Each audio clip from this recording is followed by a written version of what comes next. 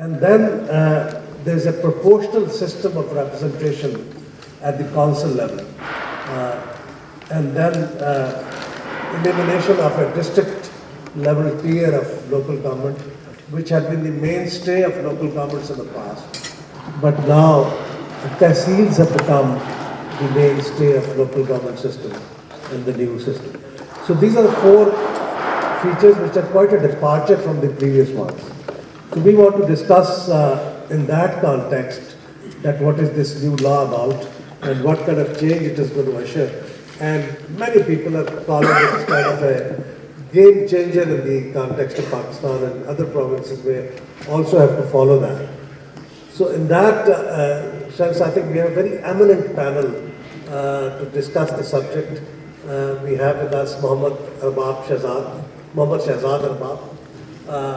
He's the advisor to the Prime Minister on establishment. But besides that, he basically headed a panel within the PTI before the election, which basically was leading the thought process of election manifesto of PTI, 100 days program and its monitoring. And essentially, I think this group was responsible for putting together the local government law of Punjab and Khyber Pakhtunkhwa, which eventually was passed by the two legislatures. So very welcome, Arbab sir. Thank you very much for coming over. Sitting with him is Mr. Shankar Aiyer. Mr. Shankar Aiyer is no stranger to Pakistan. He had been first Consul General of India in Karachi when the Consul General office was opened in Karachi, and he was at that time part of the Foreign Service of India, but later on he wandered into politics, so he became a member of the Lok Sabha 3 times, if I recall correctly, and then later on he went on to become member of Rajya Sabha, which is the upper house of Indian Parliament, and he had been Union Minister, which is our equivalence of Federal Minister in India, and the portfolio he was holding at one time was Panchayat Raj, which is the equivalent of local government. So he had been holding a portfolio which is very relevant to today's discussion. And with him is Mr. Syed Mustafa Kamal. He will bring in a very unique insider's view of local government system. He had been mayor of Karachi at one time, and before that he was member of the Provincial Assembly of Sindh, and then he also became the Provincial Minister for Information Technology at one time, and later on he was elected Senator from Sindh before he founded his own political party, which is called Pak Sarzameen Party.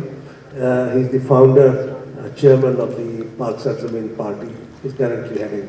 So welcome to you, folks.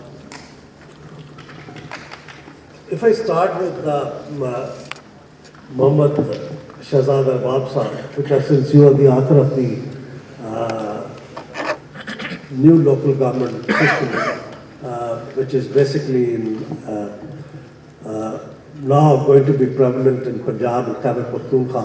Before that, you had a system of local government under PTI in Khyber Pakhtunkhwa for about 4 years. I just want to begin by asking that what was the experience like in those 4 years in Khyber Pakhtunkhwa, which led to some lessons learned and creation of a new law, not only for Khyber Pakhtunkhwa but also for Punjab. And in that context, especially when we are talking about the direct elections of Lazams and mayors, such a, I think, radical departure from the past, what was the thought process which went into it? The KP government had two distinct features, which we can call as a game changer in the local government system. One was the introduction of the village council. That was for the first time that was introduced in Pakistan. We did away with the union councils, because union councils we thought were not something organic. They were not mostly artificial combination of a few villages, and that constituted a union council. So we went down into the village and established the village council. That was for the first time that happened in Pakistan. That was a very good experience.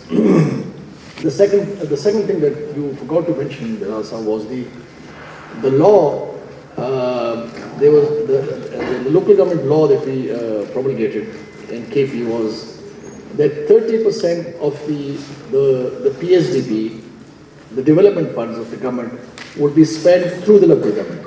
Now this is also a very, very major step that changed the entire complexion of the rural areas. An example is that in the much talked about local government system which was brought by General Musharraf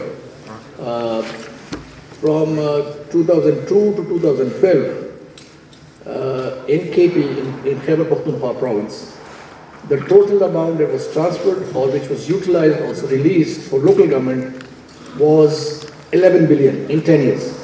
11 billion in 10 years. In KP, in the first 2 years, the fund transfer to the local governments was 45 billion. For this year, for the current year, 2019-20, the fund allocated is 40 billion, just for 1 year. And this is by law, actually. So that's, I think, a major change. The other thing is that the kind of people that the local government attracted, that is also something new. When you talk of the game changer, these are the game changers. And let's give you one example.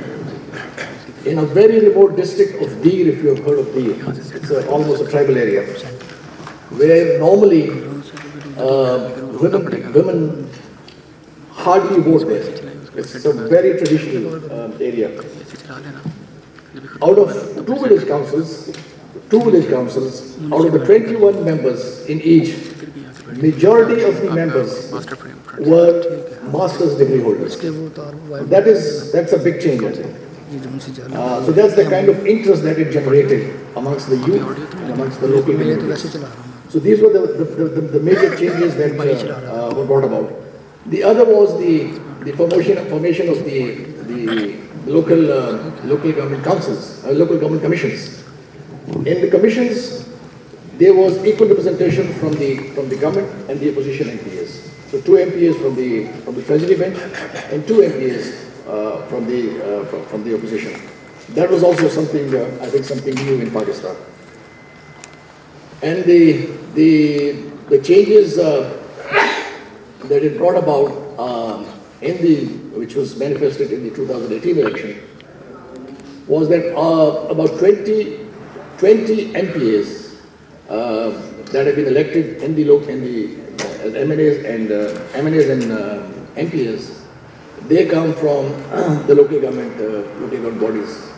They were mostly members of the Tahsil councils or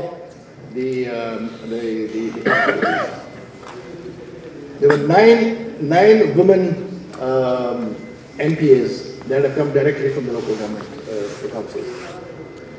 And one of the members in town committee, Bishar, Mr. Kamran Bamish, is an MPA and now a minister for local government. So it has sort of brought about a very young and dynamic leadership in KP. These are the changes that has been brought about with this law. And if I can say, I think if we were to give scores or points as to what were the major factors of the PTI getting re-elected in a province which has never re-elected a government. It has never happened that any government which was there, the incumbent government, has not been returned again. This was for the first time that the PTI was returned by a 2/3 majority. And I think I will give most credit this local government system. Because, as I said, it created a leadership, a young leadership, that they were involved, they contributed, and the results you have seen in the general elections. Wonderful. So that would be an incentive for you to continue with the local government reforms in the other provinces, also like Punjab. Absolutely, absolutely. Mani, when we invited you for this ThinkFest, you made it a point to ask for copies of the new laws which we have for Punjab and Khyber Pakhtunkhwa. And he studied those laws before he committed to come over. So you are familiar with what are the new laws are about. So in the context of Indian experience of local governments, Panchayati Raj which you call, I want to specifically ask that India has a very elaborate, comparatively constitutional provision about the local government system. Compared to Pakistan, we have just a few words, I think 2 or 3 lines in our constitution about local government in a very general term. So you think that constitutional provision has played a role in consolidating the local government system in India, or you think that is not really the major reason? And if that is not the major reason, then what is the reason why local government system had been so much of a continuing success in India? And what are the lessons to be learned from Pakistan, countries like Pakistan? I don't know whether there are any lessons for Pakistan to learn from India. But my study of particularly the Punjab law, because I didn't really get around to studying the Khyber Pakhtunkhwa law, as I had been assured by you that it was more or less the same, has been a huge learning experience for me. And I therefore draw a lot of lessons for India. And I draw your attention to some of the differences between the Indian system and the Pakistan system, without suggesting, as an outsider, that you should adopt any of what the differences that I'm going to point here. That's up to you. And this is not a normative function. I'm not attempting to tell you how to do your own system better. But I certainly think that there is an enormous lot that we in India can learn from this exercise. First, the Indian situation when Rajiv Gandhi became Prime Minister, and I held a position in his office that was perhaps comparable to your position, and I was tasked as the notes taker to involve myself with the drafting of this constitutional amendment. Till then, till Rajiv Gandhi became Prime Minister, our position on local government constitutionally was exactly the same as Pakistan's. There was one line that was very reluctantly agreed to by Ambedkar, and then the subject was put under the state list. So there was really nothing that the centre could do in terms of constitutionally either indicating the way or enforcing effective local government. And this was astonishing because Mahatma Gandhi had been of the view that democracy could work in India only if we had full-fledged democracy in the habitation of what we call villages today, where the habitations, so that 200 or 300 people, like a college election, would determine who among them, since they knew everybody, would be running the system. And then he wanted these to be the units that would work towards the top, because he understood that if you had democracy which came down from above, there would be muscle power, there would be money power, and it would be a democracy in name. And there would be a lot of corruption, and there would be a lot of, there would be a big lobby to try and retain reactionary social processes. But he was unfortunately killed before the Constituent Assembly got down really to studying the Constitution, but not before he announced his horror that the Constituent Assembly and the drafting committee was not intending to make village panchayats the foundation stone of our democracy. So we had a great gap for 40 years close on, when we had what was praised the world over as a very effective form of parliamentary democracy in Delhi, and a very effective form of state democracy in our state capitals. But if you look below that, then there was virtually nothing. So it was a castle in the air. So when we went in for democracy at the grassroots, it was with a very idealistic idea that we needed to take power to the people. That was the slogan that Rajiv Gandhi borrowed from Lenin and ended his speech with power to the people, maximum devolution, etc. But in actual fact, 27 years after we got the constitutional amendments through, I find that the system as it is working in India reflects much more the local government act that you have devised, which is not really about democracy, but about effective local government. And the local government act that you have provides for the efficient functioning of the state government at the local level, because there is a huge involvement, legally sanctioned, of the state government in the running of local government affairs. And you define local government as extending from the district level, it extends from the metropolitan and municipal administrations right through the district and up to the tehsil level. And there the act stops, because there's a quite separate act for the village panchayats, where you retrieve the word that belongs to our common heritage. And the system there is a very efficient one, because it's assumed that there will be a state government, that it will have representatives from the same political parties functioning at the lower levels, and that there will be some opportunity for people like Mustafa to get together with a few friends and form a group, which concept accepts that you can't have politics at higher levels and then have a partyless system at the lower level. I think the most interesting feature I see there is the function of the local government finance commission. In our system, we have a state finance commission, but it is constituted every 3 years, and it makes recommendations which I have learned over the last 25 years are accepted only in the breach. Very few state governments actually do anything about sincerely implementing the recommendations of our finance commission.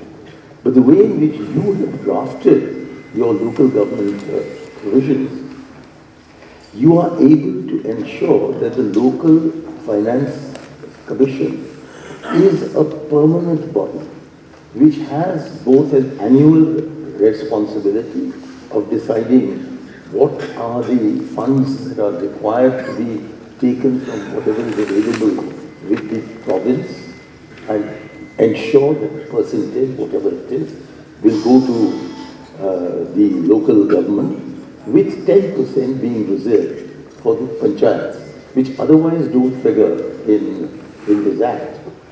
And this means that you are ensuring that the state government or the provincial government is an effective participant, right? Not just in Lahore, and not just in Gujranwala, but also in the tehsils of Gujranwala, apart from the other units that exist there, the town panchayat or the town councils, the metropolitan. I think it's a very effective, efficient system, but it is not as representative as the Indian system hoped to make it. The fact of the matter is that you seem to have captured a photograph of the system as it actually works in India, not as it was conceived in the Constitution. But the limitation in our Constitution that we have to live with is that local government is a state subject. So the center really has no role in it. So everywhere we've got in, that the states may do this, the states may do that. It's a very elaborate provision in the Constitution. In fact, there's no amendment that is as long or as detailed as the two constitutional amendments that are normally known as the 73rd and the 74th. But apart from the mandatory provisions, which I must say all provinces or all states in India have very, very faithfully followed, the recommendatory provisions have differed so much in implementation from one state to the other. And even in states that have been very good at implementing the kind of idea that we have, they haven't followed the model that we have suggested. But that's natural, isn't it? So therefore, yeah, okay, I'll take your word, your views and his act, they are natural, and our constitution is unnatural, in the sense of hoping that state governments will be working in the interests of the people rather than the interests of their own party. But the one provision that we have, which the states have gone far more beyond us than the constitutional provision, is with respect to the representation of women. There are 14 lakh elected women representatives in our panchayats in India. 14 lakh. Which means there are more elected women in India alone than in the rest of the world put together. And it's extraordinary that this achievement, which I regard as the single most gender empowering measure that has been taken anywhere in the world, is not known to any of our 1.3 billion people except Manisha Paraya, who keeps saying it. And why is this so? I think that's the other great attribute of the system. Is there a minimum percentage of Yes. women that We provided originally for 30% women. And I remember Mr. Bhajanda, who was a rather earthy politician, coming to my home and saying, ठीक है जो राजीव जी कह रहे हैं कि महिलाओं को हमें लाना चाहिए, महिला खातून, लेकिन बताइएगा ये सब कहाँ से ये महिला मिलेंगे? And I had no answer to that. I said, the Prime Minister says 30%. That was increased by VP Singh to 33%. And that was how we passed the Constitution. But now, 15 states of the Union have found women's participation to be so effective that they have legislated in their state legislatures for 50% women's participation. And what is more, the lowest social category we have, which are the scheduled castes and the scheduled tribes. There, to give the example of Karnataka, as against 33% reservation for scheduled caste women in the reserved scheduled caste seats, the actual percentage is, just hold your breath, is 54%.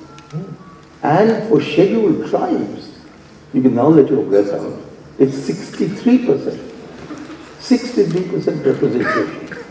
And this is the reason why the arrival not of what was disparagingly called in our parliament the parkatis, that is the women who have bobbed hair, not them.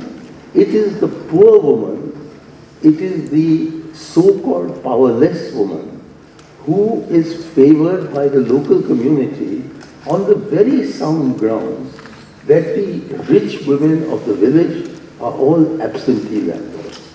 That they are to be seen either in Chandigarh or in Mohali or more likely in London or Paris. Whereas the poor woman who's been elected, she necessarily has to live where she has. So I have an example from the district of Sohan in Himachal Pradesh, which is not normally regarded as a very developed state, who has been elected continuously as the head of the village panchayat for the last 5 elections, sometimes in the woman category, sometimes in the reserved scheduled caste category, and sometimes in the general category. But the only one they want to turn to is this woman. And we also have examples, rare, but they're there, of Oxford graduates coming back and living in their village and being elected the local president. So that, I think, is a major achievement. It's also that the idea that because we are an awful caste-based society, that there would be caste oppression has been proved completely wrong, because in every panchayat area, the share of the scheduled caste is first determined. And if, let us say, it is 50% in a village, then 50% of the seats are reserved for the scheduled caste. But if at the intermediate level, the share of the SC descends to say 30%, then the number of seats reserved at the Tehsil Council is also 30%, and so on and so forth. So at the end, the number of scheduled castes in the villages is exactly equal to their share of the population, which is about 22%. But in any village area, it is equal to their share of the population in that area. Yes. And therefore, it has been far more, Panchayat Raj has been far more empowering for the reserved categories, that is the SC, the ST, and the women, than it has for the general category. And because the village panchayats are privileged over the other elements of the panchayat system, which in your law, I think very sensibly, you have included in the local government act, but we've included it in the panchayat side. They are complaining. And the village is the only unit that gets grants from the finance commission. That's the central finance commission. And these grants have made them enormously rich. But the downside of that is that our village panchayat elections have become fearfully expensive. And we also have the awful spectacle from which I've just returned. We've had local body elections in my home state of Tamil Nadu. And there are politicians putting up their wives, and it's horrifying that the wife's name is there. I was giving the example of vote for Asia, and the photograph of the poster is that of her husband. It's gone so blatant.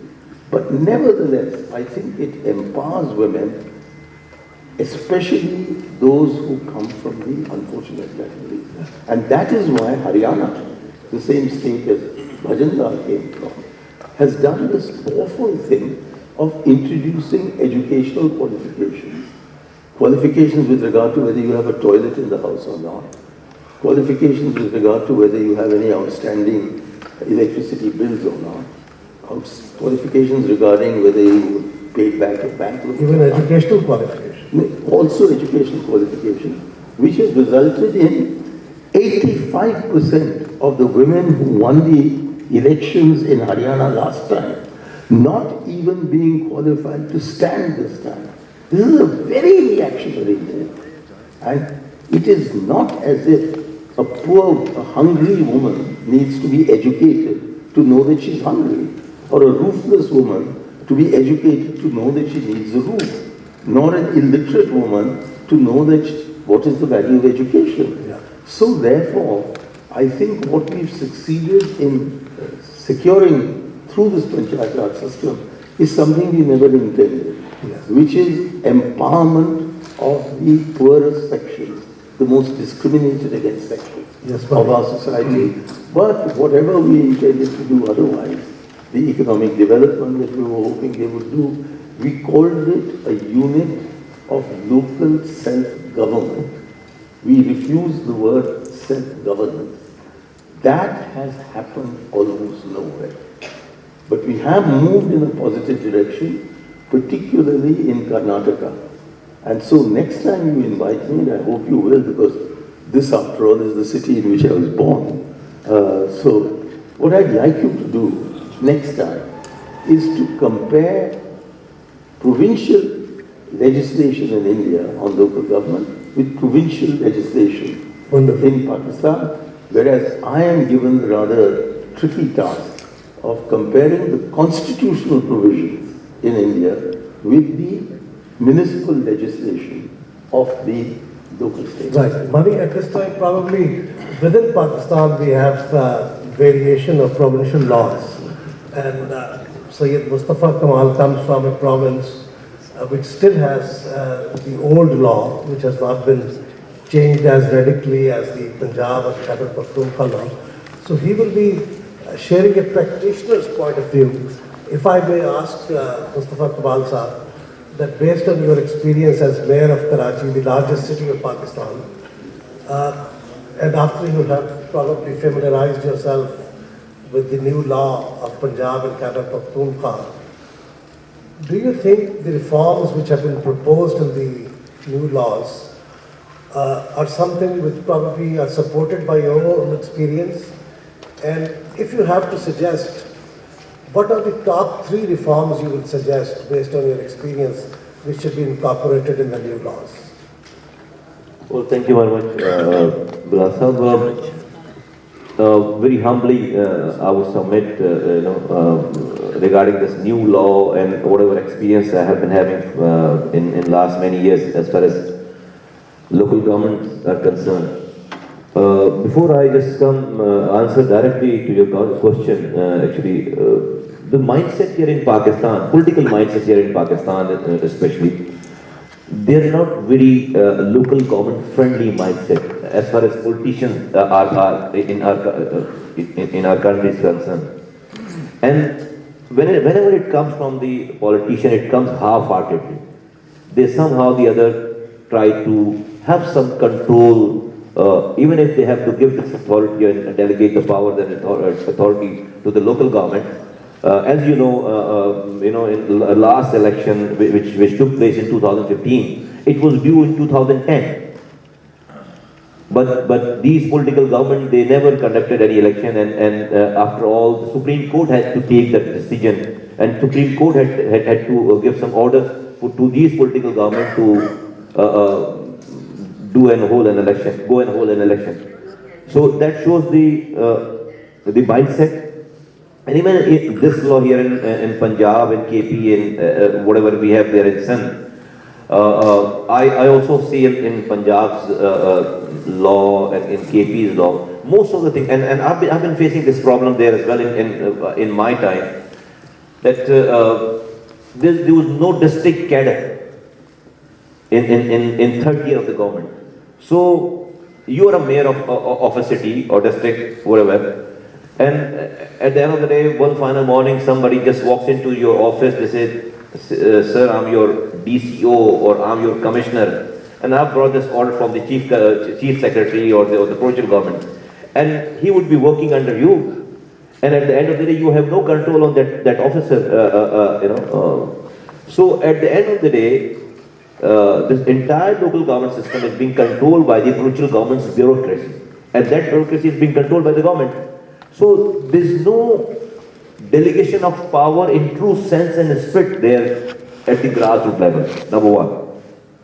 But even in this law, what we have done here in KP and Punjab, there's no assurance and security and sustainability that new government who comes in power, they will not come and change. Why? Because in our constitution, in Article 73 Constitution, there are only 3 lines been written in our constitution, that is Article 140A of the constitution, that administrative, political and financial power will be delegated to the elected local government. Now, these 3 lines is being explained and being understood differently by the different provincial government. They make their own interpretation of their according to their own will and wish. This is the real problem what I see here in Pakistan. Whereas in India, Mani Sahab will correct me if I'm wrong, in 1992, they had brought this amendment. And what they did, before I go to this point, I would just mention one thing. Let's say, practical example. We have never heard a problem here in Pakistan that any Prime Minister has taken the power, come into the place, and now next morning he complains that what are my subjects, what are my powers. There's no complaint about from the Prime Minister, anybody, because he comes to the office, Everything is written in the constitution and he starts working. The same is the case with chief minister. Chief minister comes into the power. He never complains, never be heard a word from the chief minister that what are my subjects, what I can do and what I can't do. The problem arises whenever there is a local government system. When the mayor comes into the office, now he has the problem about his subjects and his do's and his don'ts, because every now and then the new laws comes in and provincial governments capture all their powers and authority.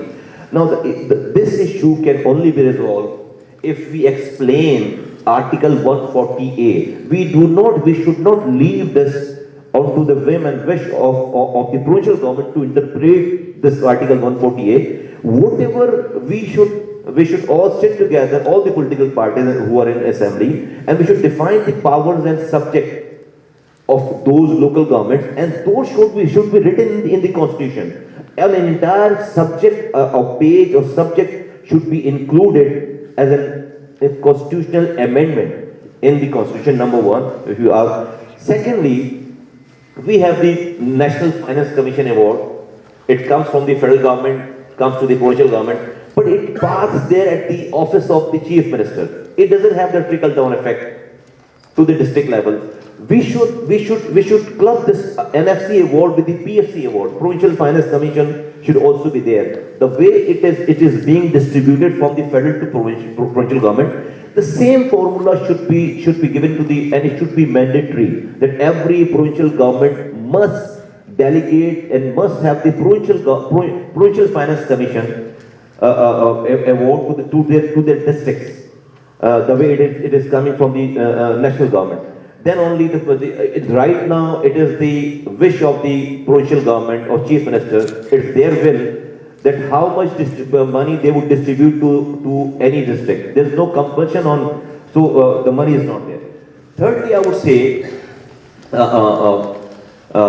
that the way we come up on different issues here in Pakistan for legislation, for amendments and things like that, I think as a mindset, the solution to of every situation here in Pakistan today, what we have, I think we have to create this sense of participation among the hearts and mind of the people of Pakistan, and that sense of participation can't be brought through the provincial government system or the federal government. It has to have the trickle-down effect to the grassroots level, and that is the local government system. And through that local government system, I think the sense of participation should come, and then through that sense of participation, sense of ownership should come, because we are the diverse society.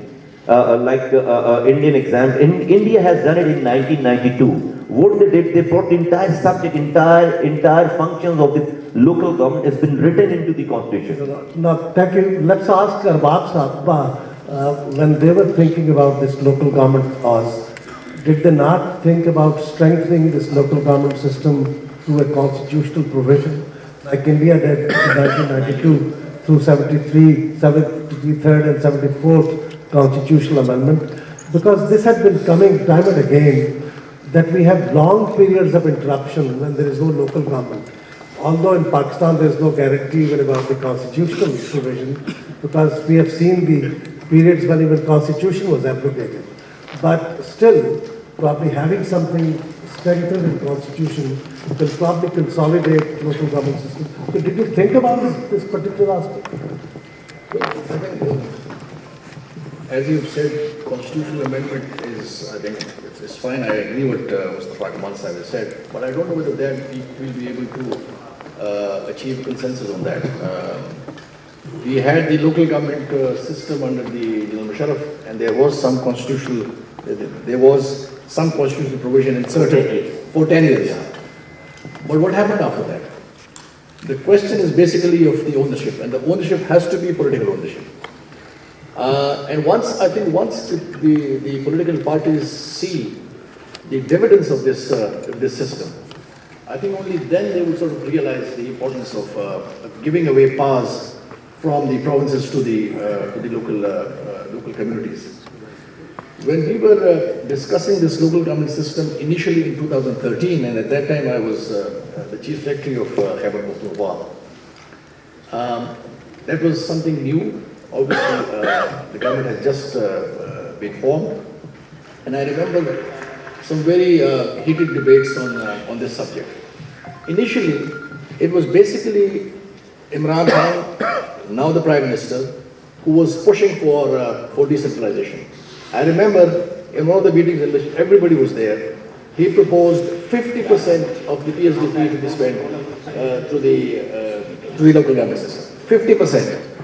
And for 50%, there was obviously a lot of resistance from the politicians. It came down to 30%. Even now, to be honest with you, if this law has to succeed, if this has to go through, it will only be, I think, the force behind it is the Prime Minister. There is obviously a lot of resistance in Punjab. There is a lot of resistance. There has been a lot of resistance from. There's a nexus of politicians and the bureaucrats, as you've said, yes. But now that, as I said, we've seen the dividends of the local government in KP, this is something that I think I hope is unstoppable now. And now with the new law that we are bringing in, the direct elections, and actually giving powers to the local governments. For example, in the previous government that we had, in the previous law that we had in KP, they were not actually fully empowered. But even then, since we went down to the panchayats and the village councils, and there was a lot of involvement, that made a lot of difference. And then obviously the fiscal transfers directly to the village councils, that made a lot of difference. But now with this new law, if you have seen, the metropolitan mayor would be in charge of all the development. Let's say the Lahore Development Authority, the VASA, the waste management, the infrastructure, everything will be directly under him. This was never the case in our previous law. So things hopefully will change, and I mean we'll have to get used to it. It's basically, I think, the ownership of the political parties that will make it function. And I mean, constitutional amendment, yes. But with the kind of political environment that we have, I don't think we will be able to reach a consensus. Even now, we have a coalition government in Balochistan, but this law is not being sort of, in a way, accepted in Balochistan. We're just focusing on in Khyber Pakhtunkhwa, where we have our own government. So I think the key is political ownership, and the other thing that I think I must mention is basically the capacity. We do devolve. We had this experience in General Musharraf's times. That was a real devolution, I must say. But the devolution, which I believe we were not prepared for that devolution, we didn't have the capacity in the local government system, down below in the districts and in the tahsils, to sort of carry it forward. That is something that we were cognizant of, and in KP, we have made a different cadre of the local government civil servants coming through the Public Service Commission, and the same is being done now in Punjab.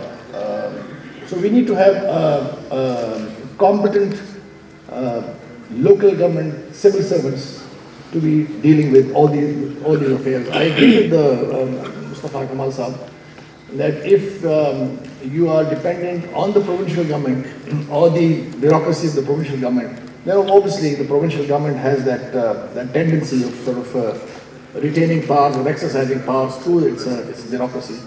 I think we have to take care of that aspect as well if we have to move forward in devolution and empowering the local government systems. Yeah.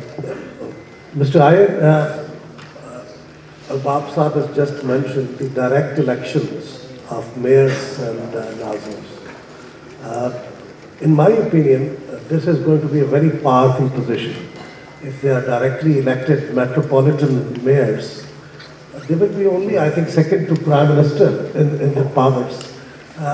But in Indian local government system, I don't think there is a directly elected mayor or directly elected nazims, as far as I know. So can you just share with us why Indian local government system never envisaged direct election of mayors and nazis? Rajiv Gandhi didn't. But by the time we started talking to the Congress party, then to other parties, there was a big demand for direct elections. So the Constitution says that the heads of these organizations may be directly elected.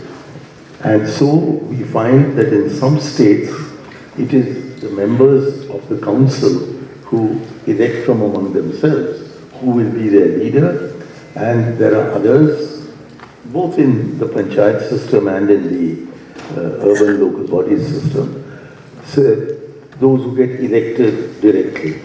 Now the problem with direct elections is that that is introducing a presidential system into what is essentially a parliamentary system. And the directly elected mayor, and I hope you're not, but if you are, my apologies to you, the directly elected chairman of any local body, if he gets unhinged from his own members, he becomes a local dictator. So you get hundreds of musharrafs running around the country. So I would say that it's very, very bad to have directly elected heads of council, but even as in India, different provinces or different states come to different conclusions, I would leave it to you and your wisdom to decide what you want to do. But if I can avail of this opportunity, I stopped at the Local Government Act. I want to say a few words about the Village Panchayat Act, the Neighborhood Council, the Village Panchayat. I think that is where you have demonstrated your genius. Because our system provided for what you call a common assembly with a Hindi word, Gram Sabha. So that originally the Constitution Amendment did not have any provision for a Gram Sabha. That was introduced by Parliament, but it was left as a one-line provision that there shall be constituted a Gram Sabha comprising all the adult residents of the Panchayat area, and left it at that.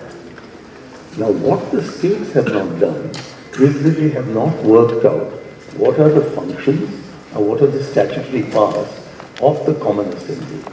And my heartiest congratulations to you, as well as my deep gratitude for this Village Panchayats and Neighborhood Councils Act, which does what I've been begging state governments in India to do for the last 27 years. It spells out exactly what is to be done by the community as a whole. It's called a Common Assembly. I don't care what name it's called why. But we need to almost verbatim copy what is in the Punjab. I haven't yet seen the K3's excellent, but I think it's almost the same. But the Punjab Act, what it says about the functions of the Common Assembly or Gram Sabha is what will bring democracy to the grassroots. Because it genuinely makes the administration, that is the elected members of the village panchayat, responsible directly to the people. In the local government system, this is done by putting up notices of what we've done and what we haven't done. And those notices can then be challenged. But then when they are challenged, he has a provision that the chairman can decide whether the dissenter is a disruptor. And if he comes to the conclusion that he's a disruptor, because he's telling the chap you're an ass, he has the authority to throw him out. So in practice, I'm not sure that the system and decision in the Local Government Act is going to be democratic, effectively. But I don't see this happening in the Village Panchayat Act. And that is something we have to learn. But there's one point that I would like to leave for your consideration. We have certain areas in India that have been designated as tribal areas. These are called fifth scheduled areas. And we have a separate parliamentary act which deals with them. And there we have an effective, but not as effective, system of common assembly in our tribal areas.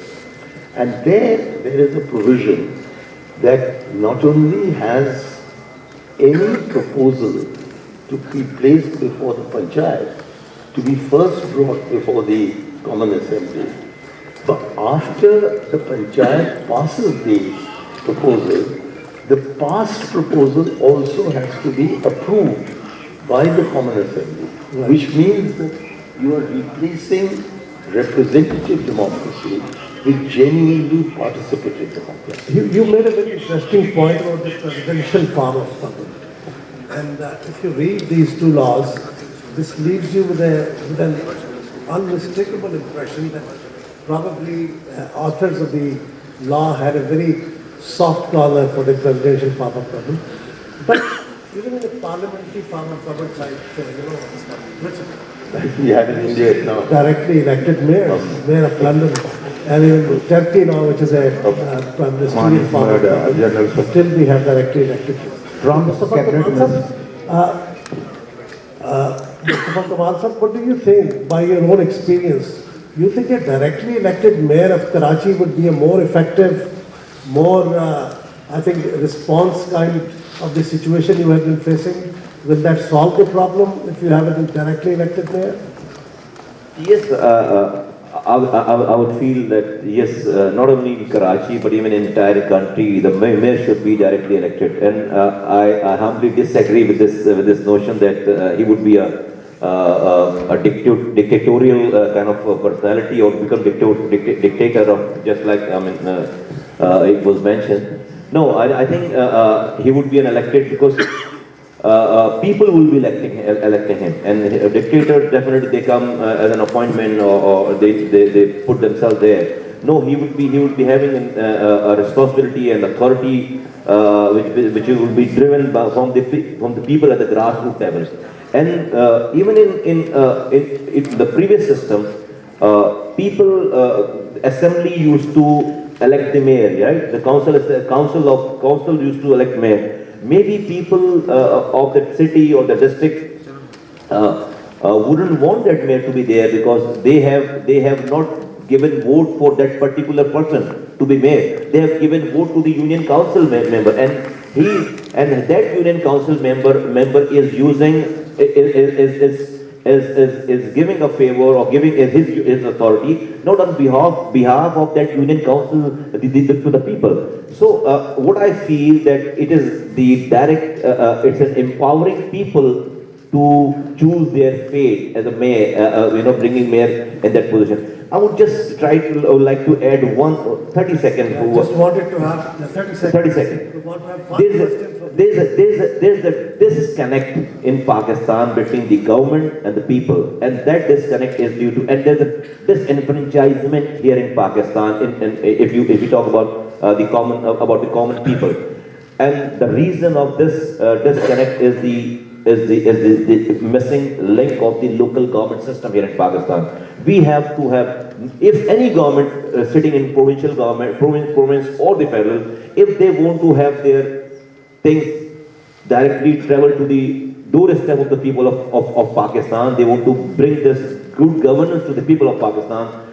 All our political parties sitting in the government or opposition, they must understand the only vehicle to take these good governances are the local government. If not, then no matter what you're doing there in federal or the provincial government, those things will not have the trickle-down effect to the grassroots level. We have only 3 or 4 minutes left before we close the session. So if there's going to be one question from the audience, we can take that. Please introduce yourself. Identify the speaker you want to put this question to. And make a very brief question, please. Can somebody get in the microphone? Do we have a mic?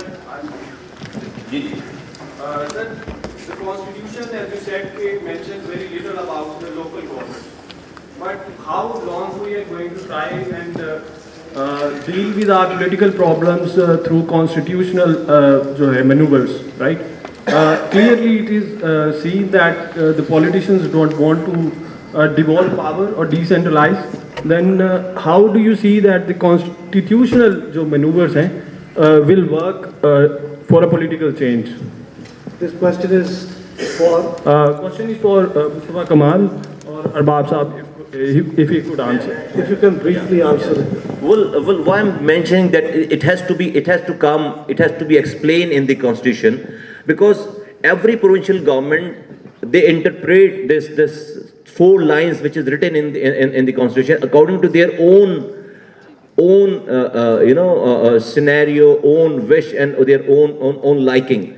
What I'm trying to mention here is that we should not leave this interpretation of the local government system to the wish of that provincial government. We must write down all the departments and subject right there in the constitution, so that anybody comes into the power in the local government, they should know that, okay, these are the departments, not being told by the provincial government, but the constitution must be mentioning and telling them that, okay, you don't have to get the advice and notification from the provincial government. It's all written in the constitution and you start working it. Want to add something to it briefly? Well, I mean, conceptually I agree, but I think this is something in a federation where local government is a provincial subject.